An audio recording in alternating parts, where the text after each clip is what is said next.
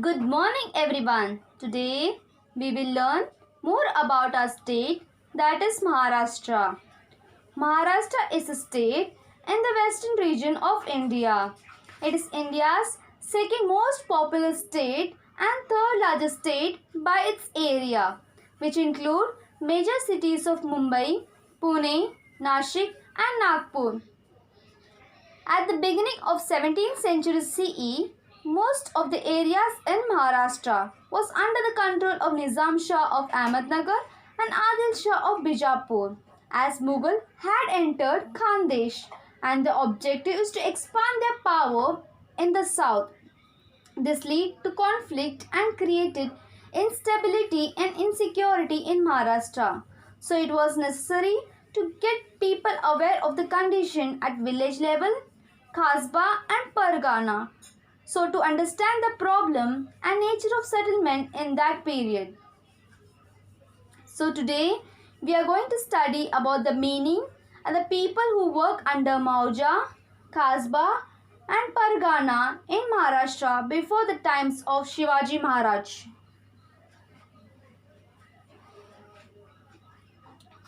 Now we will learn what is Mauja. Most of the people lived in village. The village was also called as Mauja. The head of the village was the Patil. Patil used to try to bring maximum land under cultivation. So when there is any problem in the village, Patil resolved the issue and made peace. Kulkarnis had the Patil in his work. The Kulkarni kept the record of the revenue that was collected. Revenue means tax. There were various artisans in the village. They have hereditary rights regarding the occupation. In such cases, a title or a position in a society that is hereditary is passed from parent to child. Peasant means farmer. Gave a share of the agriculture produce to the artisan for the service they rendered to the village community. A large number of artisans lived in the village. Artisan is the one who is skilled in making art, craft or trade. Artisan also worked on land. In return, they either got a piece of land or a part of crops for the service they render, and this share was known as baluta. Now we will learn what is Kasbah. Kasbah was like a big village, and over there, agriculture was the main occupation.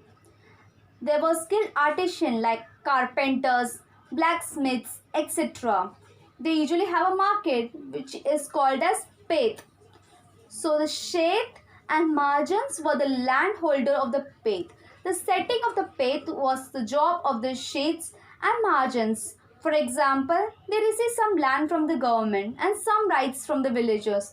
Even we have some rights known as human rights.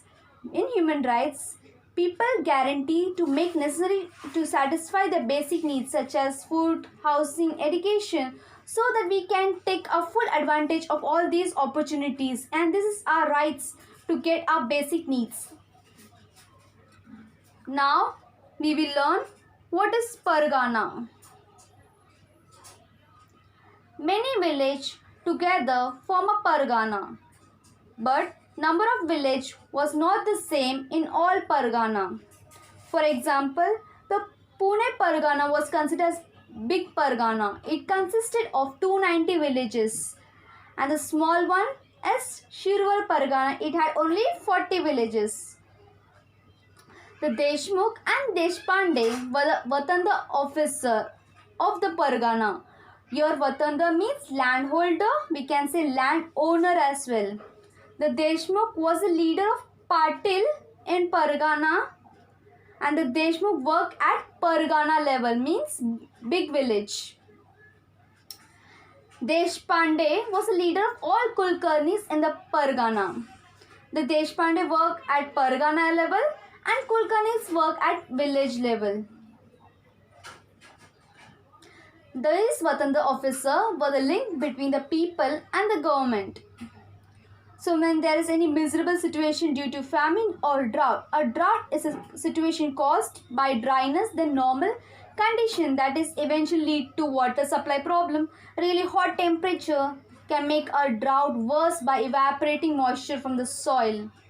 A drought is prolonged period with a less than average amount of rain or snow in a particular region. So these Vatandar represented the problem of the people to the government because some officer misuse their power and they collect more money than the due money. Even in crisis situation, they would collect money and people face many hardship on such occasion. Even they faced harassment. Even in Maharashtra, people have faced famine in 1630 CE. So now we will watch a video on famine. Famine might immediately follow, where many people in the continent will not have enough food and will starve. The excess water would damage the crops and we wouldn't be able to make our food. Now, famine can also happen when we destroy our own food sources without planning. So I made sure that the city planners have arranged for necessary farms and they will educate people regularly about resources and about population and other things.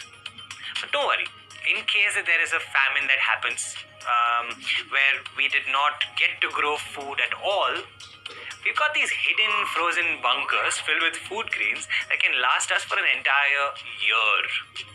It needs to be changed every year so that it doesn't go old and stale. So we'll have to plan for a portion of that harvest from every farm to go into the bunker every year. And we keep adding and recycling. Now, in addition to this, we need to hire analysts, experts who will monitor crop quality and crop quantity and soil quality from different farms in the area to predict if a famine might happen or not. Right? Education is the key. Condition. There is no sufficient water as agriculture was dependent on rainwater. If it did not rain, crops would fail. The prices of food grain rose and it became difficult for people to get food grain and other things. As at the same time, there were no fodder for the cattle. Fodder is a food that is given to the farm animals. And water becomes scarce. It became difficult for people to live in the village and they were forced to leave the village, and a great famine was a great calamity for the people. A great famine occurred in Maharashtra in 1630 CE. People were greatly distressed due to this famine. And it was such a difficult situation where people were ready to sell themselves for a piece of bakri. But there was nobody to buy them. There was severe scarcity of food grain and people were literally starving. Entire families were destroyed. Cattle and farm animals died. Agriculture was fully destroyed and the famine put an end to the industries, and this was a challenge to the people and many people started migrating to another place, and this was a problem faced by the people during the famines.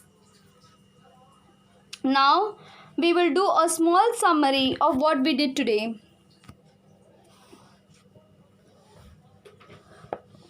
We learned about Mauja, where most of the people lived in villages. A village was also called as Mauja. The chief of the village was a Patil.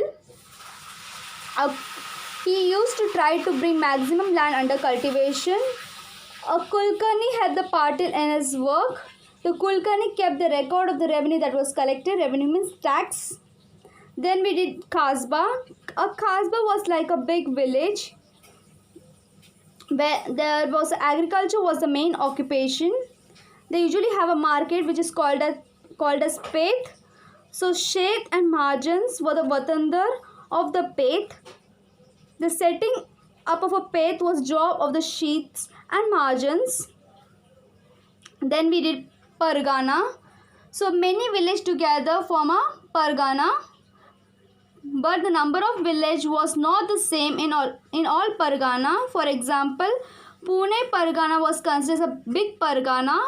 It consisted of 290 villages, and the small one was Shirwal Pargana, where it had only 40 villages. The Deshmukh and Deshpande were the Vatanda office of the Pargana. The Deshmukh was a chief of Patil in Pargana. Chief means leader. And Deshpande was a chief of all Kulkarnis in the Pargana. Then we did about a famine. So during famine condition, The life of the people were miserable, where agriculture was fully dependent on rainwater. If it did not rain, the crops would definitely fail. So the price of the food grain rose, and it became difficult for the people to get the food grain and other things. And at the same time, there were no fodder for the cattle, and there was no water at all. It became difficult for the people to live in the water, as the basic need of us is food, clothing, shelter. We cannot live without water and a food. So this forced people to live from the village to another place, and this led to search for a new house and occupation. And a great famine occurred in Maharashtra in 1630 CE. People were greatly distressed due to this famine, and it was a difficult situation where people were ready to sell themselves for a piece of bakri, but there was nobody to buy them. There was severe scarcity of food grain, and this led to starvation. Entire families were destroyed. Cattle and farm animals died. Agriculture was destroyed. The famine put an end to the industries. So there was no source of occupation. And this forced people to leave a particular village and to find a new village. And this was a condition of the people during famine. So we have learned about what is Mauja, Kasbah and Pargana, the meaning and the people who work under them, and the condition of the people in Maharashtra before the times of Shivaji Maharaj. Now, based on this, I would like to ask some questions. Question number 1. Who were the Watandars of the Peth under Kasbah?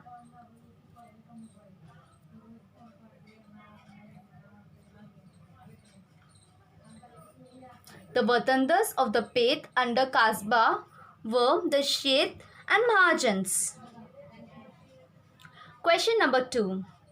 What was Pargana?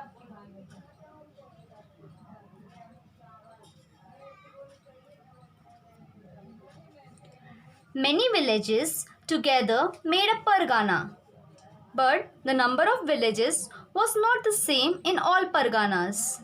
For example, the Pune Pargana was considered the biggest Pargana.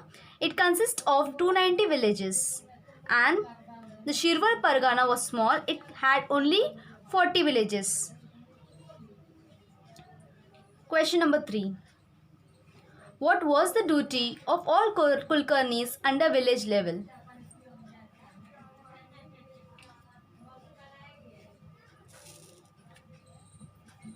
The Kulkarnis helped the Patils in his work. The Kulkarni kept the record of the revenue that was collected. Your revenue means tax. So now I would like to ask one application question. Why were a drought a great calamity for the people?